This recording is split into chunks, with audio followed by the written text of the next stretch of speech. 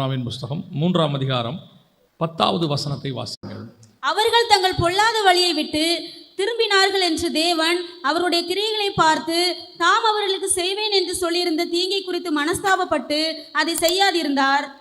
இன்னொரு வசனத்தையும் வாசிங்க. எஸ்தரின் புஸ்தகம் 5ஆம் அதிகாரம் 3வது வசனத்தை வாசிங்க. ராஜா அவளை நோக்கி, எஸ்தர் ராஜாத்தியே, உனக்கு என்ன வேண்டும்? நீ கேட்கிற மன்றாட்டு என்ன? நீ ராஜ்யத்தில் பாதி மட்டும் கேட்டாலும் உனக்கு கொடுக்கப்படும் என்றான். யோனா தீர்க்கதரிசன புஸ்தகம் 3ஆம் அதிகாரம் 10வது வசனத்திலும் எஸ்தரின் புஸ்தகம் 5ஆம் அதிகாரம் 3வது வசனத்திலும் ரெண்டு முக்கியமான காரியங்களை பார்க்கிறோம். ரெண்டுமே ஒரு ஜெபத்திற்கான பதில். அங்கே தேவன் அவர்கள் செய்த ஜெபத்தை பார்த்து மனஸ்தாபப்பட்டு அவர்கள் மேல் வருவேன் என்று சொன்ன தீங்கை வராதபடி கர்த்தர் நிறுத்தினார் என்று சொல்லி பார்க்கிறோம். எஸ்தரின் புஸ்தகம் 5ஆம் அதிகாரத்தில் ராஜா எஸ்தரை பார்த்து சொல்லுகிறார், உன்னுடைய மன்றாட்டு என்ன? நீ ராஜ்யத்தில் பாதி கேட்டாலும் உனக்கு கொடுக்கப்படும் என்று சொன்னான். இங்கே ரெண்டுமே ஒரு ஜபத்துக்கான பதில். ஏதோ ஒரு காரியத்தை அவர்கள் கேட்க வந்திருக்கிறார்கள், ரெண்டுத்திற்கும் பதில் கிடைக்கிறது. இந்த ரெண்டுத்திற்குமான பதில் எப்படி கிடைக்கிறது, எதனால் கிடைச்சது அப்படிங்கிறது தான் நாம் இப்போ பார்க்க போகிறோம். பொதுவாக நாம் ஜெபிக்கிறது எதற்காக? நாம் ஜெபம் பண்ணுறது அப்படின்னு இருக்கு. இந்த ஜபத்தில் பல முக்கியமான காரியங்கள் இருந்தாலும் ஒன்று நீங்கள் புரிந்து கொள்ள வேண்டும்.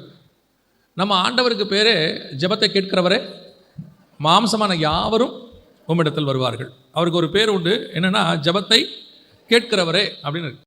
அப்போ நம்ம ஜெபத்தை ஏறெடுக்கும் போது நமக்கு ஒரு நம்பிக்கை இருக்கிறது, நம்முடைய ஜெபத்திற்கு தேவன் பதில் தருகிறார் அப்படின்னு சொல்லி. ஆனால் தேவன் பதில் தருகிறார் என்பதற்கு நமக்கு உத்தரவாதம் இருக்குதா அப்படின்னு கேட்டிங்கன்னா, சில ஜெபம் கொஞ்சம் நாள் கழித்து நமக்கு பதில் கிடைக்கும். ஆனால் பதில் கிடைக்கும் அப்படிங்கிறதுக்கு ஒரு உத்தரவாதம் உண்டு. உதாரணமாக நான் உங்களுக்கு சொல்கிறேன். இப்போது ஒரு காலேஜுக்கு சீட்டுக்கோ மெடிக்கல் சீட்டுக்கோ நீங்கள் அப்ளிகேஷன் போட்டிங்கன்னா சீட்டு கிடச்சிருச்சா இல்லையான்னு தெரியாது. ஆனால் அப்ளிகேஷன் எங்ககிட்ட வந்துருச்சுன்றதுக்கு என்ன பண்ணுவாங்கன்னு கேட்டிங்கன்னா, ஒரு அக்னாலஜ்மெண்ட் கார்டு ஒன்று அனுப்பிவிடுவாங்க. அது நமக்கு வந்துருச்சுன்னா என்ன அர்த்தம்? இது என்ன ஆயிடுச்சு, நான் சொன்ன விண்ணப்பம் அங்கே போயிடுச்சுன்னு அர்த்தம். அந்த கன்ஃபர்மேஷன் முதல்ல நம்ம ஜபத்துக்கான ஃபஸ்ட்டு ஸ்டெப். முதல்ல இதுவே நமக்கு தெரியுமா, நான் பண்ணுற ஜபம் தேவன்கிட்ட போகுதா? அதுக்கப்புறம் தான் என் ஜபத்துக்கு பதில் வருது.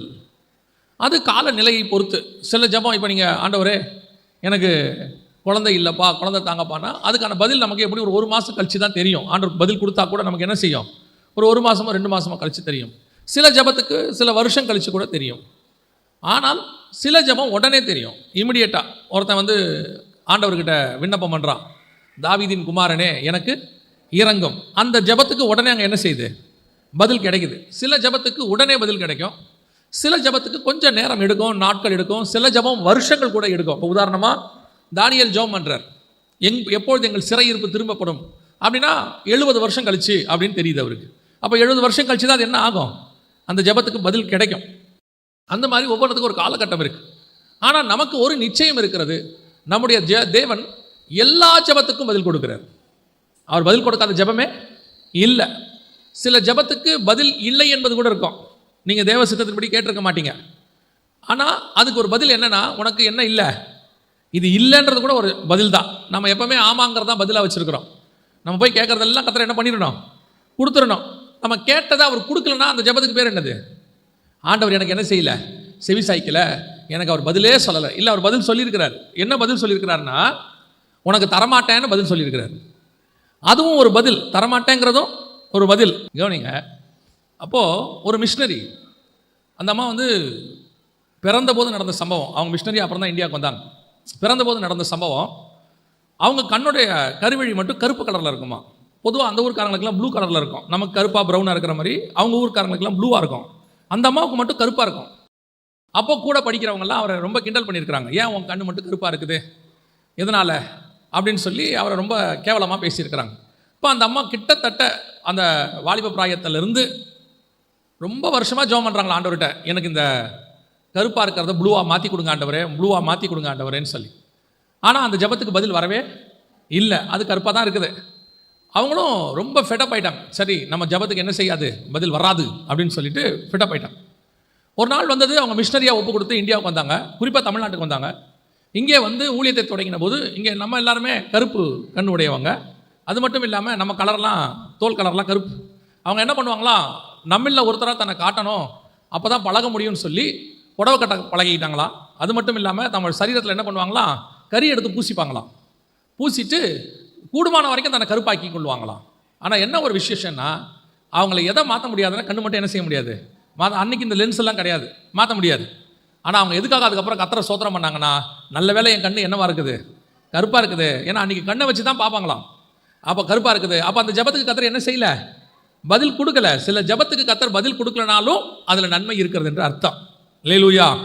அப்போ நமக்கு ஒன்று புரியணும், நம்ம ஜபம் எல்லாத்துக்கும் கத்தர் பதில் கொடுக்குறாரு, இல்லை என்பதும் ஒரு பதில், எல்லாத்துக்கும் பதில் கொடுக்குறாரு. அதனால தான் ஜபத்தை கேட்கிறவரேன்னு இருக்கு. ஆனால் இங்கே நம்ம வாசித்த வசனத்தில் யோனா புஸ்தகத்திலையும் எஸ்தர் புஸ்தகத்துக்கும் 2 வித்தியாசம் இருக்கு. ஒன்று, இங்கேயும் கத்தர் பதில் கொடுக்கிறார், அங்கேயும் கத்தர் பதில் கொடுக்கிறார். ஆனால் அந்த பதில் கொடுக்கிற விஷயத்தில் ஆண்டவர்கிட்ட சில அந்த முறையில் சில மாற்றங்கள் தெரிகிறது. என்ன மாற்றம் தெரிகிறது அப்படின்னு சொன்னால், முதலாவது வாசிங்க, யோனாவின் புஸ்தகம் 3ஆம் அதிகாரம் 6வது வசனத்தை வாசிங்க. இந்த விஷயம் நினிவேவின் ராஜாவுக்கு தெரிந்தபோது அவன் தன் சிங்காசனத்தை விட்டு எழுந்து தான் உடுத்தியிருந்த வஸ்திரத்தை களைத்து போட்டு இரட்டை உடுத்தி கொண்டு, நல்லா கவனிங்க, அவன் போட்டிருந்த வஸ்திரத்தை என்ன பண்ணிட்டான், மாற்றிட்டான். ராஜ வஸ்திரத்தை மாற்றி விட்டு அவன் ஒரு வஸ்திரத்தை போட்டுக்கொண்டான். அந்த வஸ்திரம் இரட்டை உடுத்தி கொண்டு இருக்கு. ரட்டு அப்படின்னா ஆங்கிலத்தில் சாக்லாத் அப்படின்னு சொல்லுவாங்க. சாக்லாத் அப்படின்னா நமக்கு புரிகிறபடி நான் உங்களுக்கு சொல்கிறேன். அது என்னன்னு கேட்டிங்கன்னா, இந்த கோணி பையில் செய்யக்கூடியதான மாதிரி ஒரு துணி, ஈஸியாக புரியறதுக்காக உங்களுக்கு சொல்கிறேன். அது குறிப்பாக யார்கள் போடுவாங்கன்னா, அந்த காலத்தில் அடிமைகள் போடுவாங்க. அந்த காலத்தில் வேலைக்காரங்க குறிப்பாக ரொம்ப அடிமையாக இருக்கிறவங்களுக்கு ஒரு பெரிய சாக்லாத் மாதிரி அந்த கோணி பையில் 2 பக்கம் கையை விட்டா எப்படி இருக்கும், தலையை உள்ளே விட்டு 2 கை விடுறதுக்கு மாதிரி செஞ்சு ஃபுல்லாக போட்டிருப்பாங்க. அதுதான் அடிமைகள் ட்ரெஸ்ஸு, ஃபுல்லாக இருக்கும். அதுக்கு பேர் ரட்டு. அப்படி ஒரு ட்ரெஸ்ஸை ராஜா போட்டுட்டு போய் தேவ சமூகத்தில் உட்காந்து ஆண்டவரை நோக்கி கெஞ்சுறான். இவன் யாருன்னு கேட்டிங்கன்னு சொன்னால், நினிவேயின் ராஜா. நினிவே என்பது வேதத்தின்படி தேவ ஜனங்கள் அல்லாதவர்கள். ஆண்டவருக்கு எல்லா ஜனங்களும் பொதுதான், ஆனால் உடன்படிக்கைக்கு வெளியே இருக்கிறவர்கள்னு அர்த்தம். இந்த உடன்படிக்கைக்கு வெளியே இருக்கிற ஜனங்கள் ஒரு காலத்தில் தப்பு செய்யும் போது அவர்களுக்கும் கத்தர் வாய்ப்பு கொடுக்குறார் மனம் திரும்புறதுக்கு, அவங்களுக்கும் சொல்றார். அப்படி சொல்லும் பொழுது அவர்கள் உடனடியாக அந்த ராஜா கேட்டு தன் சிங்காசனத்தை விட்டு எழுந்து, அவன் உடனடியாக அந்த இடத்தை விட்டு வந்துட்டான். தனக்கு ஒரு ஸ்தானம் இருக்கு, நான் ஒரு நாட்டுடைய ராஜா அப்படிங்கிறதெல்லாம் விட்டுட்டு அப்படியே முழுவதுமாக தன்னை தாழ்த்துகிறான். எந்த ரேஞ்சுக்கு தாழ்த்துறான்னு கேட்டீங்கன்னா, அடிமையின் இடத்துக்கு தன்னை தாழ்த்துகிறான். தாழ்த்தி அந்த இரட்டை உடுத்தி கொள்ளுகிறான்.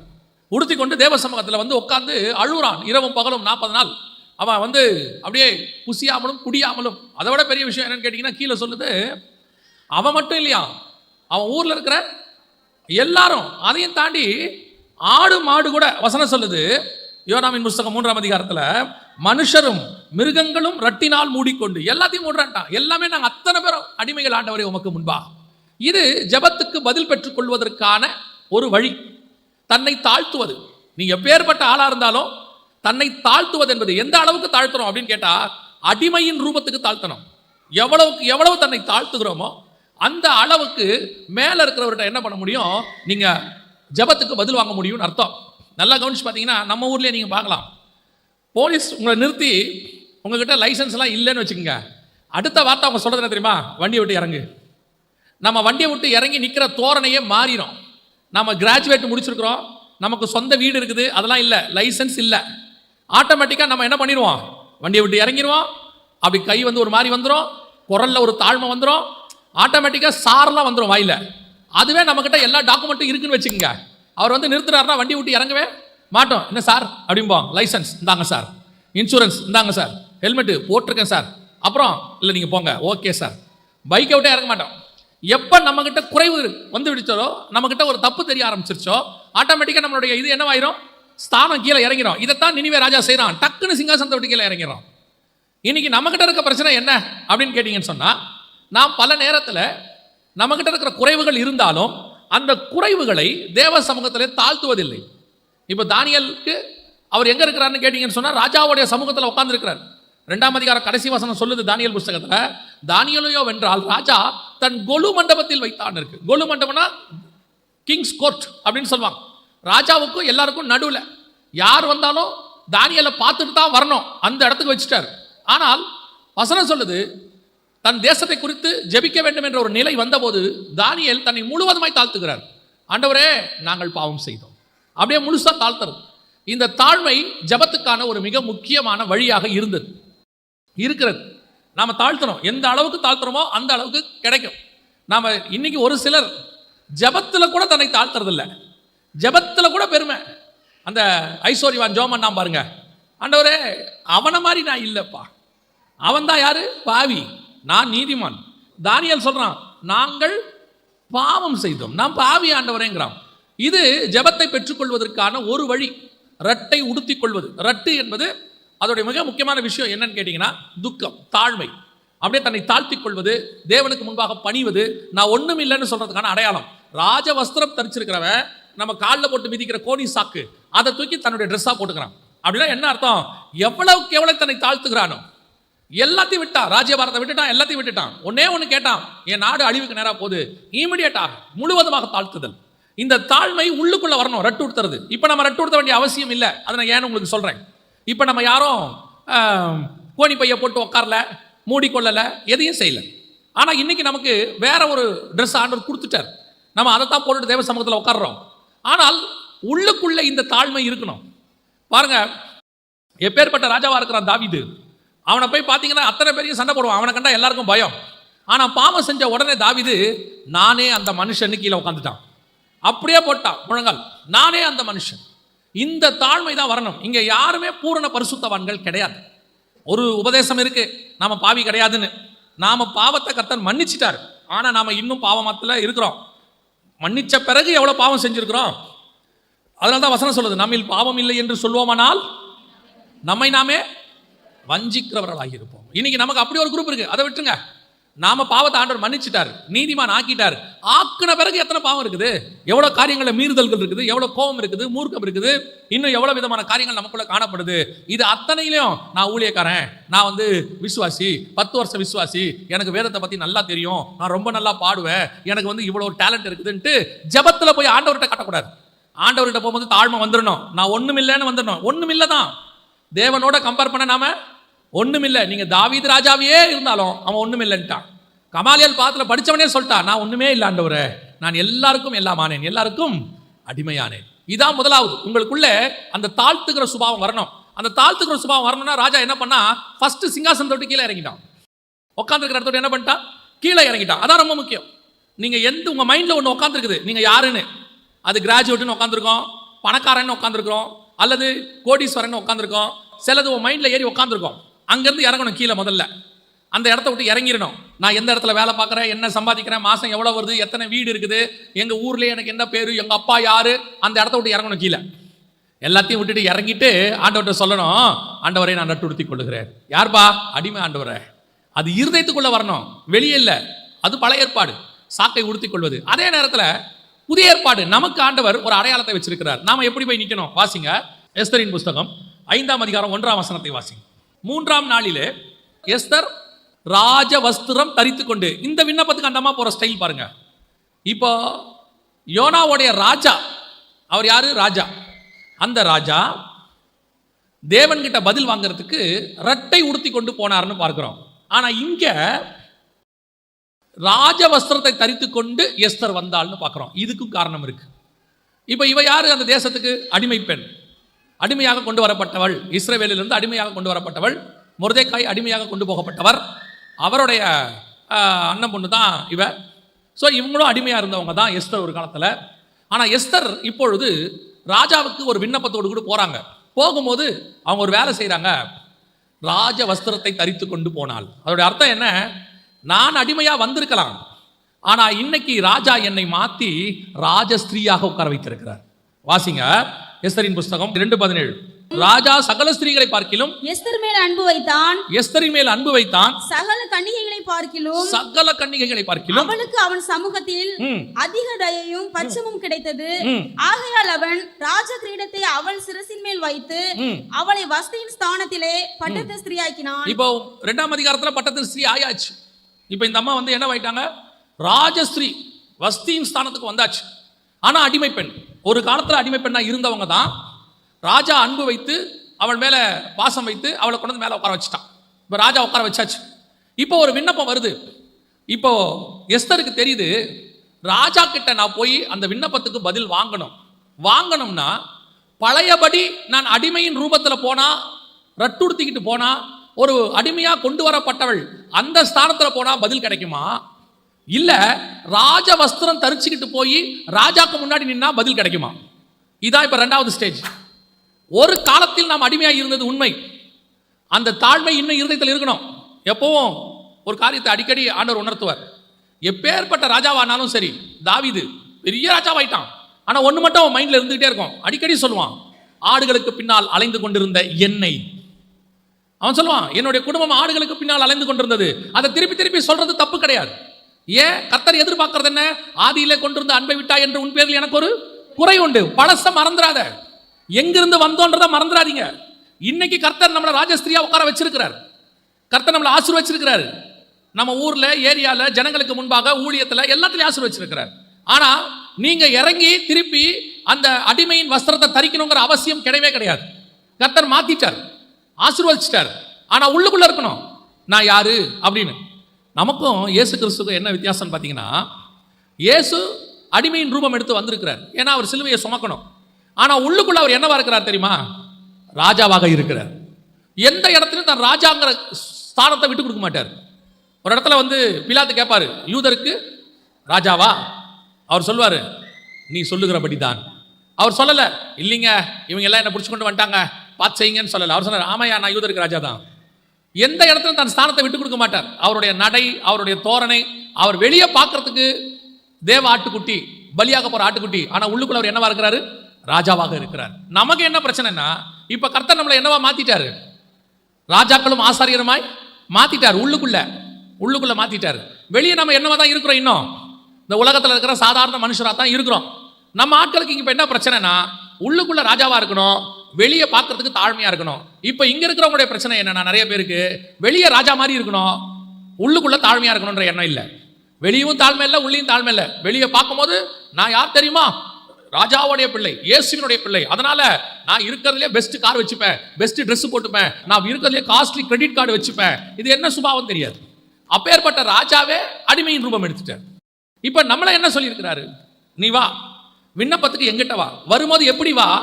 நீ அடிமையாக என்னிடத்தில் வராத, நான் உன்னை அடிமைத்தனத்துல இருந்து மீட்டுட்டேன். இப்ப நீ எப்படி வரணும் தெரியுமா? ராஜாவுடைய மனைவியாக, மனவாட்டியாக வந்து நிக்கணும் என் முன்னாடி. ராஜாவுடைய மனவாட்டியாக வந்து நின்னா நீ கேட்கிற வேண்டுதல் உனக்கு சொல்லப்படும், நீ கேட்கிற காரியம் உனக்கு தரப்படும். அதனால்தான் ராஜா எஸ்தருக்கு நல்லா தெரியுது, நான் என்ன ட்ரெஸ் போட்டு போனா ராஜா என்ன கிட்ட கூப்பிடுவார்னு எனக்கு தெரியும். ஏன்? நான் யார் தெரியுமா? ராஜகுமாரத்தி. அந்த ராஜ வஸ்திரத்தை தரித்து கொண்டு வந்து நின்றாள். நம்ம ஒன்று வாங்கணும்னு முடிவு பண்ணிட்டோம்னா நம்மளை எவ்வளவு பரிதாபமா காட்டணுமோ அவ்வளவு பரிதாபமா காட்டுவோம். ஆனா எஸ்தர் அப்படி இல்லை. நான் உங்ககிட்ட இருந்து பதில் வாங்க முடிவு பண்ணிட்டேன் ராஜா, ஆனா நான் இப்ப எப்படி வரப்போறேன் தெரியுமா? பாவமா வந்து உங்க முன்னாடி நிக்க போறதில்ல, ஒரு பாவியாக தேவனிடத்துல கேட்க போறதில்ல. எப்படி கேட்க போறது தெரியுமா? ஒரு பிள்ளையாக தகப்பனிடத்துல கேட்க போறோம். அதுக்கு தான் இயேசு ஜெபம் பண்ணும்போது சொல்லி கொடுத்தாரு, பரமண்டல இருக்கிற எங்கள் பிதாவே, அப்பான்னு கூப்பிடும்பார். நீ அந்த அப்பான்னு கூப்பிட்டு கேள. அப்பான்னு கூப்பிட்டு கேட்டுட்டீங்கன்னா அவர் எதையும் கொடுக்க வல்லமை உள்ளவராக இருக்கிறார். அல்லேலூயா. லூக்கா எழுதின சுவிசேஷம் 15ஆம் அதிகாரத்துல 12வது வசனம் வாசிங்க. அவர்களில் இளையவன் தகப்பனை நோக்கி, தகப்பனே, ஆஸ்தியில் எனக்கு வரும் பங்கை எனக்கு தர வேண்டும் என்றான். அந்தபடி அவன் அவர்களுக்கு தன் ஆஸ்தியை பங்கிட்டு கொடுத்தான். அப்பா கிட்ட வந்து என்ன கேட்கிறான் பையன்? ஆஸ்தியை பங்கிட்டு கொடுங்கன்னு கேட்கிறான். ஆனா கேட்கும் போது எப்படி கேட்டான் தெரியுமா? தகப்பனேன்னு கேட்டான். அங்க கேட்கும் போது பாருங்க, பையன் கெட்டவன் கொண்டு போய் ஆஸ்தியை என்ன பண்ண போறான்? அழிக்க போறான்னு அப்பாவுக்கு நல்லா தெரியும். தெரிஞ்சாலும் ஒரு வார்த்தை பேசாம அப்பா என்ன பண்றாரு? ஆஸ்தியை கொடுக்கிறார். இதுக்கு பின்னாடி நிறைய விஷயம் இருக்குது. இந்த இடத்துல அப்பா செஞ்சது சரியா அப்படின்னு கொஞ்சம் கவனிச்சு பாருங்க. எந்த தகப்பனா இருந்தாலும் பையன் வந்து கேட்கும் போது அவன் தப்பான விஷயத்துக்கு பயன்படுத்த போறான்னு சொன்னா அப்பா என்ன செய்வார்? கண்டிப்பா கொடுக்க மாட்டாரு. இல்லைன்னா குறைஞ்சபட்சம் என்ன பண்ணுவாரு? ஒரு அட்வைஸ் பண்ணுவார். டே, இது கஷ்டப்பட்டு சம்பாரிச்சதுரா, இதை கொண்டு போய் அழிச்சிடாத, இது ரொம்ப பின்னாடி நீ ரொம்ப கஷ்டப்படுவ, இதெல்லாம் சொல்லுவார். சில அப்பா சொல்லுவார், நான் சம்பாரிச்சது ஒத்த பைசா கொடுக்க முடியாது போடான்றவர். ஆனா இவன், இந்த தகப்பன் ஒன்றையும் சொல்லவில்லை. அவன் வந்து கேட்கிறான், ஆஸ்தியை பிரிச்சு கொடுங்கன்னு கேட்கிறான். இளையவன் தகப்பனை நோக்கி, தகப்பனே, ஆஸ்தியில் எனக்கு வரும் பங்கை எனக்கு தர வேண்டும் என்றான். உடனே அவன் அந்தபடியே அவன் அவர்களுக்கு தன் ஆஸ்தியை பங்கிட்டு கொடுத்தான். ஏன் ஒண்ணுமே சொல்லல? அதோடைய காரணம் என்ன தெரியுமா? அவன் கேட்கறதுக்கு முன்னாடி ஒரு வார்த்தையை யூஸ் பண்றான். என்ன யூஸ் பண்ண தெரியுமா? தகப்பனேங்கிற வார்த்தையை யூஸ் பண்றான். அப்பா, எனக்கு ஆஸ்தியை பிரிச்சு கொடுத்துருங்க. பைபிள்ல ஆண்டவர் சொல்லியிருக்கிறாரு, என் நாமத்தினாலே நீங்கள் எதை கேட்டாலும் நான் உங்களுக்கு தருவேன். பல நேரத்தில் உங்களுக்கெல்லாம் ஒரு சந்தேகம் வருது. நிறைய ஊழியக்காரங்க இதில் வழி விலகி போகிறாங்க. என்ன சந்தேகம் தெரியுமா? இப்போ சில ஊழியக்காரங்க சொல்லி கொடுக்குறாங்க, வீடு கேளு, காரு கேளு, அப்புறம் வந்துட்டு நகை கேளு, சொத்து கேளுன்னு சொல்கிறாங்க. அவங்க கேட்குறாங்க, கிடைக்குதா இல்லையா? கிடைக்குது. இதை பார்க்கும்போது நம்மளை மாதிரி இருக்கிற சில ஊழியர்களுக்கு என்ன தோணுதுன்னா, இப்போ ஆண்டவர் எப்படி அவங்களுக்கு அதெல்லாம் தராரு? ஆண்டவர் வந்து பைபிளில் கீழானவைகள் அல்ல மேலானவைகளையே நாடுங்கள்னு சொல்லியிருக்கிறார். ஆனால் இப்போ இவங்க கீழானதை நாடுறாங்க, கேட்குறாங்க, ஆனால் கேட்ட காரியம் கிடைக்குது. இந்த வசனத்தின் அடிப்படையில் அவங்க இயேசுவின் நாமத்தில் கேட்குறாங்க. என்ன கேட்குறாங்க? இயேசுவின் நாமத்தில் எனக்கு வீடு கொடுங்க, இயேசுவின் நாமத்தில் எனக்கு கார் கொடுங்க. அந்த நாமத்தில் எதை கேட்டாலும் கிடைக்கும். ஆனால் தெரிஞ்சுக்கொள்ளுங்க, அது இளையகுமாரன் தகப்பன்ட்ட கேட்குற மாதிரி அர்த்தம். அவங்க கேட்கறது அழிய போகிற ஆஸ்தி. ஆனால் தகப்பன்ட்ட அவங்க அதை கேட்குறாங்க, தகப்பனும் கொடுக்குறாரு, அவ்வளோதான். ஆனால் நீங்களும் நானும் தகப்பன் கிட்ட அதை கேட்கல. இப்போ எஸ்தர் புஸ்தகத்தில் போய் பாருங்க. எஸ்தர் புஸ்தகத்தில் ராஜகுமாரத்தையே அழைக்கப்பட்டவங்க எது கேட்டாலும் கிடைக்கும்னு வசனம் சொல்லுது. அப்போ பாருங்க, எஸ்தரின் புஸ்தகம் 2ஆம் அதிகாரம் 13 வாசிங்க. இப்படி ஜோடிக்கப்பட்ட பெண் ராஜாவின் இடத்தில் பிரவேசிப்பாள். கன்னி மாடத்தில் இருந்து தன்னோடு கூட ராஜ அரண்மனைக்கு போக அவள் தனக்கு வேண்டும் என்று கேட்பவை எல்லாம் அவளுக்கு கொடுக்கப்படும். அவ என்ன கேட்டாலும் கிடைக்கும், என்ன கேட்டாலும் கிடைக்கும். இப்போ இளையகுமாரன் தகப்பன்ட்ட கேட்கிற மாதிரி அது. அதை தான் இன்னைக்கு இருக்கிற நிறைய ஊழியக்காரங்க கேட்டுக்கிட்டு இருக்காங்க. இயேசுவின் நாமத்தில் அதை கேளு, இயேசுவின் நாமத்தில் இதை கேளு, உனக்கு கிடைக்கும் கிடைக்கும்னு சொல்றாங்க. கிடைக்கவும் செய்து. இளையகுமாரனுக்கு ஆஸ்தி பிரித்து கொடுக்கப்பட்டது. கேட்கிற பெண்ணுக்கு எல்லாம் கொடுக்கப்படும். ஒண்ணு இல்லாம நீ என்ன கேட்டாலும் தருவாங்க. ஆனா நீங்களும் நானும் இருக்க வேண்டிய மெத்தட் என்ன அப்படின்னு பின்னாடி வசனம் சொல்லுது. வாசிங்க, 15வது வசனம் வாசிங்க. மொர்தெகாய் தனக்கு குமாரத்தியை ஏற்றுக்கொண்டவளும் அவன் சிறிய தகப்பனாகிய அபியேலின் குமாரத்தியுமான எஸ்தர் ராஜாவினிடத்தில் பிரவேசிக்கிறதற்கு முறை வந்தபோது அவள் ஸ்திரீகளை காவல் பண்ணுகிற ராஜாவின் பிரதானியாகிய ஏகாய் நியமித்த காரியமே அல்லாமல் வேறொன்றையும் கேட்கவில்லை. இதுதான் டிஃபரன்ஸ். நல்லா தெரிஞ்சுக்கொள்ளுங்க. மணவாட்டி சபைக்கும் மற்ற பெண்ணுக்கும் உள்ள டிஃபரன்ஸ். நீ என்ன கேட்டாலும் கிடைக்கும்பா, அதெல்லாம் இயேசு இல்லைன்னே சொல்லலை. நீ என்ன வேணாலும் கேட்டு வாங்கிக்க. ஏன்னா சர்வ வல்லமை உள்ள தேவன். எதை வேணாலும் கேட்டு வாங்கிக்க, ஆண்டவர் கொடுக்குறார். என் நாமத்தினால கேட்டு. அதை இளையகுமாரன் கேட்குற மாதிரி, அதை மற்ற கன்னிகைகள் கேட்குற மாதிரி. ஆனால் எஸ்தர் எப்படிப்பட்டவள் தெரியுமா? எனக்கு ஏகா என்ன நியமித்தாரோ, எனக்கு பரிசுத்த ஆவியானவர் என்ன நியமித்தாரோ இந்த பூமியில, எனக்கு என்ன தேவை என்பதை என் பரலோக பிதா ஏற்கனவே அறிந்திருக்கிறார். அவர் என்ன கொடுப்பாரோ அதை நான் வாங்கிப்பேன். எனக்குன்னு நான் ஒன்று என்ன செய்ய மாட்டேன், கேட்கவே மாட்டேன். இதுதான் டிஃபரன்ஸ். இளையகுமாரன் கேட்டதுக்கும் நாம கேட்காம இருக்கிறதுக்கும், மற்ற பெண்கள் கேட்டதுக்கும் எஸ்தர் கேட்காம இருக்கிறதுக்கும் என்ன சொல்லி கொடுக்குறாங்க? கேளுங்கள், கேளுங்க, கேளுங்கன்றாங்க. அதுக்கு 2-3 வசனங்களை மட்டும் அந்த வசனத்தை முன்னாடி விட்டுறாங்க, பின்னாடி விட்டுறாங்க, அதை மட்டும் எடுத்துக்கிறாங்க. பாருங்க, நீங்கள் எதை கேட்டாலும் தருவேன், உங்கள் சந்தோஷம் நிறைவாக இருக்கும்படி பரமபிதா தருவார்னு இருக்கு. எதை தருவார்னு இருக்கு? லூக்கால வசனம் தெளிவா சொல்லுது, நீங்கள் சந்தோஷமா இருக்கும்படிக்கு பரமபிதா பரிசுத்த ஆவியை தருவார்னு இருக்கு. தெளிவா இருக்கு வசனம். அப்ப இன்னைக்கு இந்த எஸ்தர் ராஜவஸ்திரம் தரித்து கொண்டு வந்தவளாய் அத்தாரிட்டியோட அவ கேட்டா கிடைக்கும். அதுதான் ஸ்தானம். அது என்ன ஸ்தானம்? தகப்பன் ஸ்தானம். நான் தகப்பனிடத்துல வந்து கேட்க போகிறேன். இப்ப நான் என்ன வஸ்திரம் தரிச்சிருக்கிறேன் தெரியுமா? இப்ப பாருங்க, அந்த இளையகுமாரன் திருப்பி வரான். அந்த சொத்தெல்லாம் அழிச்சிட்டான். அழிச்சு முடிச்சுட்டு திருப்பி அவன் தகப்பனை நோக்கி வரான். வரும்போது அவன் என்ன சொல்றான் பாருங்க, வாசிங்க. 15ஆம் அதிகாரம் 20-21 வாசிங்க. குமாரன் தகப்பனை நோக்கி, தகப்பனே. இப்ப திருப்பி பாவ மன்னிப்பு கேட்கறான். கேட்கும் போது எப்படி கேட்கறான்? தகப்பனேன்னு கேட்கறான். அழியிற சொத்தை கேட்கும் போதும் தகப்பனேன்னு கேட்டான். அழிச்சு முடிச்சுட்டு திருப்பி மன்னிப்பு கேட்கும் போது எப்படி கேட்கறான்? தகப்பனேன்னு கேட்கறான். அந்த தகப்பன்கிற ஸ்தானம் இருக்கு பாத்தீங்களா, அதுதான் இம்பார்ட்டன்ட். இப்ப நீங்களும் நானும் ராஜவஸ்திரம் தரித்த எஸ்தரை போல தேவனுக்கு முன்பாக பிள்ளைகள் என்கிற ஸ்தானத்தில் வந்து நிக்கிறோம். இந்த ஸ்தானத்துல வந்து நின்னா கண்டிப்பா உங்கள் ஜபத்திற்கு ஆண்டவர் பதில் கொடுக்க வல்லமை உள்ளவராக இருக்கிறார். அல்லேலூயா. நீங்க என்ன ஜபத்தோட கொண்டு நிக்கிறீங்களோ அதை பரலோகம் பார்க்குது. அது என்ன ஜபான்றது அப்புறம் பார்த்துக்கலாம். ஆனா வரும்போது எப்படி வரணும் தெரியுமா? தகப்பனுங்கிற ஸ்தானத்துல வரணும், அப்பாங்கிற ஸ்தானத்துல வந்து கேட்கணும். இன்னைக்கு நிறைய பேர் புதிய ஏற்பாட்டில் தாழ்த்துறோங்கிற பேர்ல பழைய ஏற்பாட்டுடைய காரியத்தை எடுத்துக்கிட்டு ஆண்டவர்கிட்ட வந்து சொல்றாங்க, ஆண்டவரே நான் ஒரு குப்பை. ஆண்டவர் நினைப்பாரு, என் பையனை என் பொண்ணை ரத்தத்தால கழுவி பிள்ளையா மாத்திட்டேன், ஆனா அது இன்னும் குப்பையாவே இருக்குது. ஆண்டவரே நான் ஒரு கழுதை.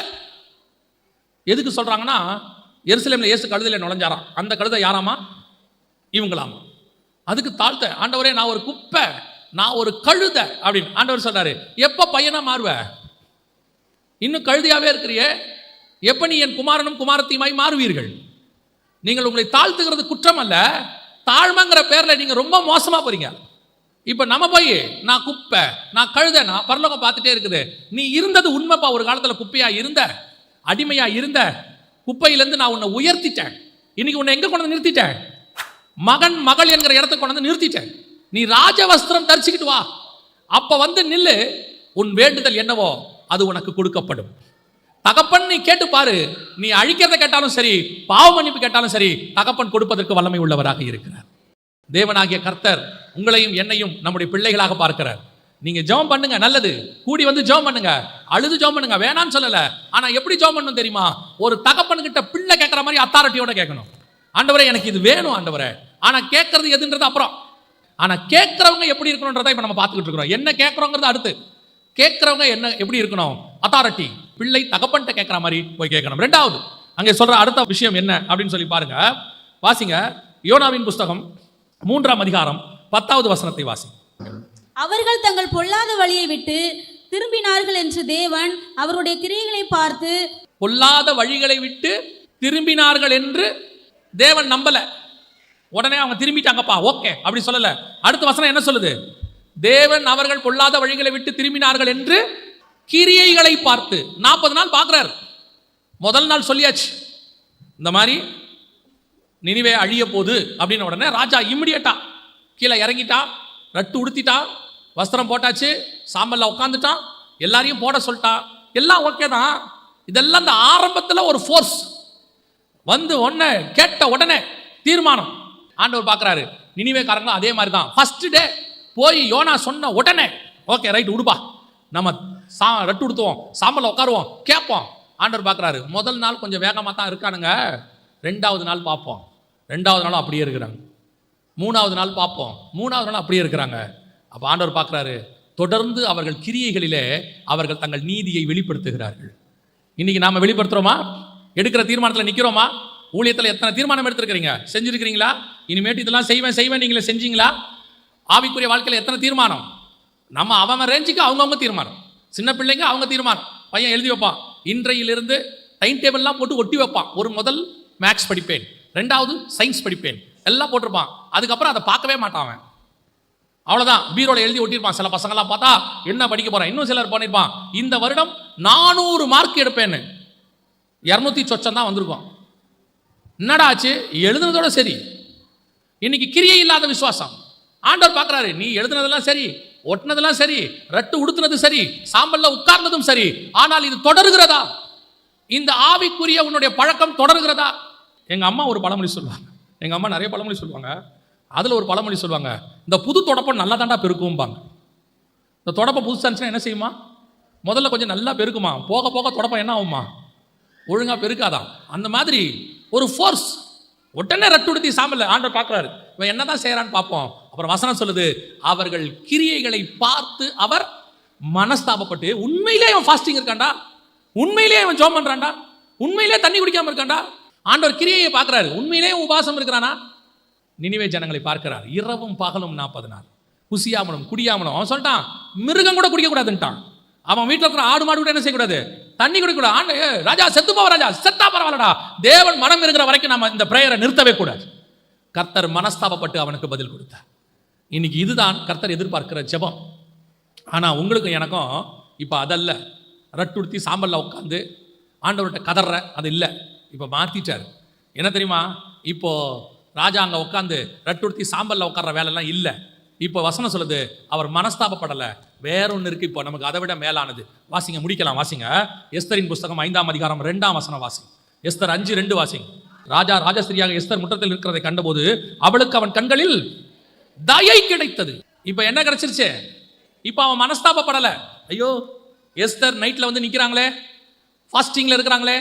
3 நாள் எஸ்தர் ஃபாஸ்டிங். அதுக்கு முதன வசனம் பார்த்தீங்கன்னா 16வது வசனத்தில், நீர் போய் சூசானில் குடியிருக்கிற யூதரையெல்லாம் கூடி வர செய்து 3 நாள் அல்லும் பகலும் புசியாமலும் குடியாமலும் எனக்காக உபவாசம் பண்ணுங்கள், நானும் என் தாதிமாரும் உபவாசம் பண்ணுவோம். அவ பார்த்துங்க, அந்த அம்மா 3 நாள் என்ன பண்ணிருக்கு? உண்மையாகவே சாப்பிடாம இருந்திருக்கு, குடிக்காம இருந்திருக்கு, தண்ணி குடிக்காம இருந்திருக்கு. உங்களுக்கு தெரியுமா? 3 நாள் சாப்பிடாட்டி தண்ணி குடிக்காட்டி ஆள் எப்படி இருக்கும் பார்க்கறதுக்கு? ராஜ வஸ்திரம் தரிச்சிட்டு போய் நிற்கிறா. இப்போ ராஜா மனஸ்தாபப்படல, ஐயோ பாவம் எஸ்தர் 3 நாள் சாப்பிடாம இருக்கிறாளே, தண்ணி குடிக்காம இருக்கிறாள். ஒருவேளை தெரியாட்டி கூட முகத்தில் என்ன செஞ்சிடும்? நாமெல்லாம் யார் தெரியுமில்ல, உபவாசம் இருக்கிறோன்றத காட்டாம காட்டிடுவோம். ஆனால் இயேசுநாதர் என்ன சொல்றாருன்னா, நீ உபவாசம் இருக்கும் பொழுது நல்லா என்ன செய்ய, தலைக்கு எண்ணெய் வச்சு வாரி சும்மா பிரிஸ்கா போய் நில்லுங்கிறாரு. ஏன்னா நீ உபவாசம் இருக்கிறது யாருக்கு தெரியக்கூடாது. அதை தான் எஸ்தர் செய்யறாங்க. ராஜவஸ்திரம் தரிச்சு நல்ல முகத்தெல்லாம் கழுவி நீட்டா போய் நிற்கிறாங்க. ராஜாவுக்கு இப்ப மனஸ்தாபம் இல்லை. ராஜாவுக்கு என்ன இல்லை? ஐயோ பாவம், அங்க நினிவே ஜனங்களை பார்த்து கர்த்தர் என்ன பட்டார்? மனஸ்தாபப்பட்டார். ஐயோ சாப்பிடாம இருக்கிறான், தண்ணி குடிக்காம இருக்கான், மிருகம் கூட தண்ணி குடிக்காம இருக்கு, உண்மையிலே இருக்கிறானுங்கடா, 40 நாளா இருக்கிறான், அவன் கிரியைகளை பார்த்து மனஸ்தாபப்பட்டு. ஆனா இங்க அப்படி இல்லை. எஸ்தர் வந்து நிக்கிறாங்க, சபை நிக்குது, ராஜவஸ்திரம் தரிச்சு கிராண்டா நிக்குது. பார்க்கறதுக்கு எப்படி இருக்குது? கிராண்டா இருக்கு. அப்ப ராஜா பார்க்கிறாரு. இப்போ ராஜா மனஸ்தாபப்படவில்லை. ஆனா வசனம் சொல்லுது, ராஜா ராஜஸ்திரியாக எஸ்தர் முற்றத்தில் இருக்கிறதை கண்டபோது அவளுக்கு அவன் கண்களில் தயை கிடைத்தது. அதான் ரொம்ப இம்பார்ட்டன்ட். தயை கிடைத்தது அப்படின்னா என்ன அர்த்தம்? மனஸ்தாபப்படல. ஆனா ஒண்ணு, இவன் என் ராஜகுமாரத்தி, இவ வந்து நிக்கிறா, இவ கேட்டதை நான் தருவேன். ராஜாவின் கண்களில் எஸ்தருக்கு தயை கிடைக்குது. அதை தான் வசனம் சொல்லுது. நாம ஆண்டவர்கிட்ட போய் நிற்கும் போது ஆண்டவர் நம்ம மேல எப்படி இருக்கிறாரா? கிருபை உள்ளவராக இருக்கிறார். கிருபாசனத்துக்கிட்ட கிட்டி நெருங்கி சேரும்போது ஆண்டவர் பவுல் எழுதுறார் ரோமருக்கு, தைரியமா போங்க, கிருபாசனத்தில் என்ன செய்யுங்க, தைரியமா விண்ணப்பத்தை ஏறிடுங்க. ஏன் தெரியுமா? அங்கே தயை பாராட்டுகிறவர் ஒருத்தர் இருக்கிறார்.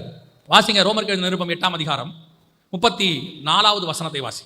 ஆக்கினைக்குள்ளாக தீர்க்கிறவன் யார்? கிறிஸ்துவே மரித்தவர், அவரே எழுந்தும் இருக்கிறவர், அவரே தேவனுடைய வலது பரிசத்திலும் இருக்கிறவர். நல்ல கவனிங்க.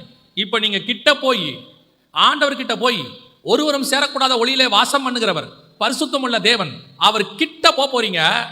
எஸ்தர் கிட்ட போய் கோலை நீட்டினாதான் ராஜா கிட்ட போக முடியும்.